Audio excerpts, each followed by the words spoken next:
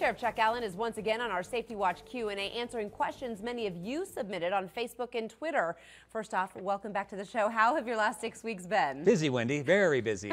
I'm sure. We're happy to get a few minutes of your time here. Let's go straight to our Facebook questions. Rick Gow asked, does Washoe County have any unprocessed rape kits? And are you planning on having them all processed and entered into the national database? Well, the short answer is yes. We do have some that are not processed.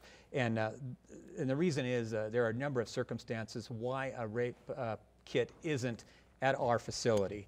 For example, let me give you a quick example. Let's say you have a victim who was assaulted and reported it. A kit was collected and it's at one of the local police agencies in evidence. If that person changes her mind the next day where she doesn't want to come forward, that kit isn't moved forward to our lab for processing. Okay, but there's no backlog that No, there is not. No, not at all. Let's move on to Brine Eubanks asks, understanding that many inmates have substance abuse issues, will you support and take steps to allow volunteers with AA and NA to conduct meetings with inmates in the county jail? Great question there. Happening already, and it's been happening for several decades now. I mean, that is those are two of many programs that we have, and we allow the counselors to come in, we allow the inmates to partake in those sessions, and one of the most important ones that I felt is if you have a long-term person in jail, they can complete their GED and get credit for time served. So it's a savings to the taxpayer. So a lot of programs, they're not marketed all the time,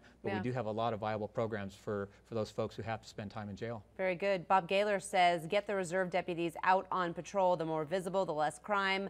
At least he hopes so.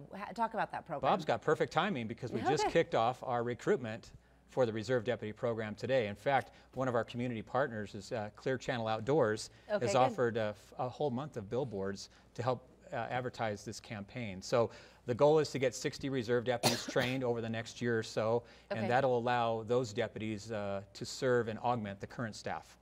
Sounds great. Good stuff. All really right, good stuff. Sheriff, we appreciate it. Thank you for your time. He will be here until 6. To speak with him, dial 858-2222.